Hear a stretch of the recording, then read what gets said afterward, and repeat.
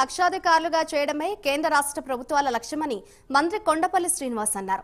రాష్ట్రంలో 1,22,000 మంది మహిళల్ని లక్షాధికారులు చేస్తామని తెలిపారు.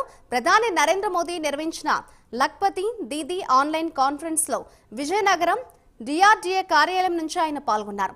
స్వయం శక్తి సంఘాల మహిళలకు సుస్థిరమైన జీవనోపాధి అవకాశాలు కల్పించడం ద్వారా వారి ఆదాయం పెంచేందుకు చర్యలు చేపడుతున్నామని మంత్రి శ్రీనివాస్ తెలిపారు. గ్రామాల్లో ఉన్న మహిళల్ని లక్షాధికారులుగా చేయాలన్న ఆలోచనతో వాళ్ళకి ప్రత్యేకమైన ఫండ్స్ రిలీజ్ చేస్తూ వారికి కొంత సపోర్ట్ ఇచ్చే విధంగా ఈ కార్యాచరణ చేయడం జరిగింది. అంటే లఖ్పతి దీదీ అనే కాన్సెప్ట్ మోడీ గారు ప్రారంభించడం జరిగింది. అలాగే మన స్టేట్ గవర్నమెంట్ కూడా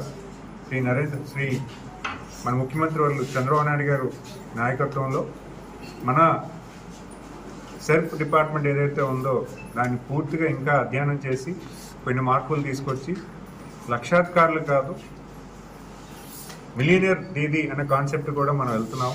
ఖచ్చితంగా రాష్ట్రంలో మహిళలకి ఎక్కువగా సపోర్ట్ చేస్తూ మహిళలకి గ్రామాల్లో ఉపాధి కల్పించే విధంగా మహిళలకి మంచి నడవడి అలాగే వాళ్ళ తాలూకా లైవ్లీహుడ్ యాక్టివిటీస్ ఏదైతే ఉందో దాన్ని ఇంకా స్ట్రెంథన్ చేస్తూ ఈరోజు కార్యాన్ని చేయడం జరిగింది. అదే ఈరోజు మన రాష్ట్రానికి నిమిత్తం సుమారు 89 లక్షల ఎస్హెచ్జి మెంబర్స్ ఉన్నారు, సెల్ఫ్ హెల్ప్ గ్రూప్ మెంబర్స్ ఉన్నారు, 8,50,000 సెల్ఫ్ హెల్ప్ గ్రూప్స్ ఉన్నాయి.